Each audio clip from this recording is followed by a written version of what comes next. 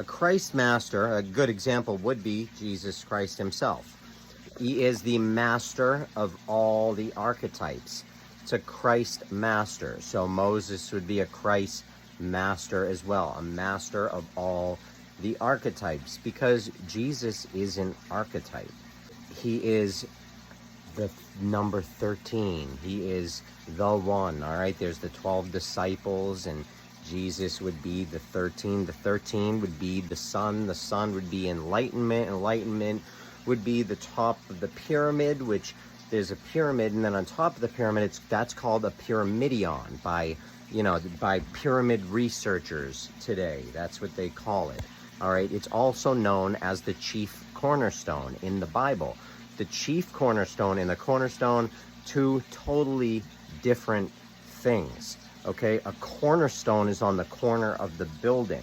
That is one of the first stones that the builder lays, and it's usually like a rough ashlar, which means that it's just a rough stone, and it's used as a starting point.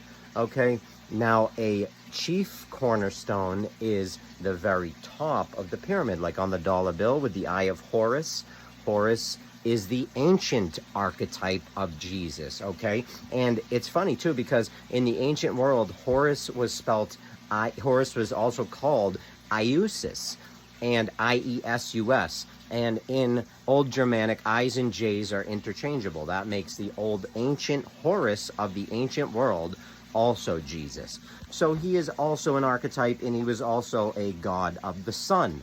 Lots of sun gods, okay? Now, Jesus Christ is also, because I mentioned he's an archetype, do you know there's also another Christ that was a long time, thousands of years before Christianity, okay? And that was Christos. Christos, okay? I'll say it one more time. Christos, because it's fun to say. Now, Christos was the very ancient Hindu god of the sun. In Christos, there's a reason why, because the word Christos, Christ, in Latin means oil. And why does it mean oil? It's because the oil that comes out of our pineal gland drips down of our 33 vertebrae. Okay, there's a whole story there, the 33, years of Christ's life.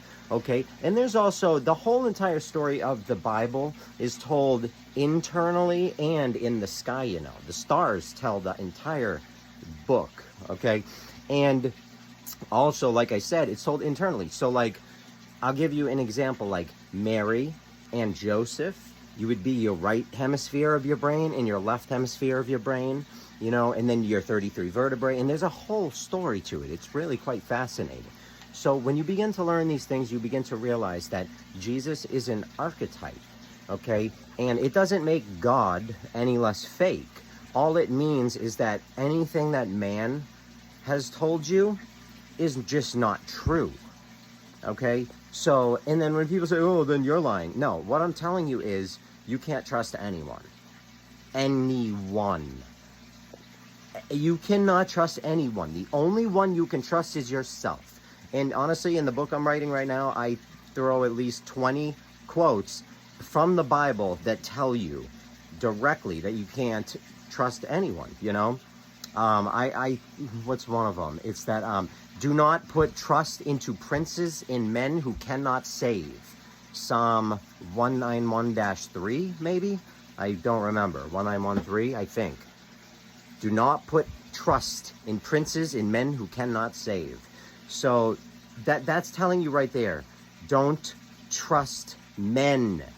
Trust yourself. How do you trust yourself? You learn and you understand things. Because when you understand things, then you can build confidence in the trust in yourself. Because really, in order to build something, okay, you have to understand something. And what is the word understanding? Jordan Maxwell used to teach this. Think about the word itself, to understand something. In order to understand something, that means you have to stand under it for long enough period of time to focus on what needs to be done.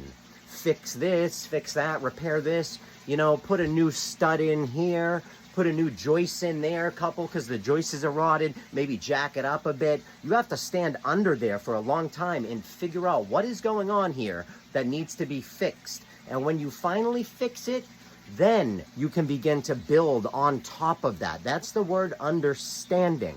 So you cannot have trust in your own mind unless you trust your mind for a good reason, because you know things based on knowledge that you have attained based on reading information.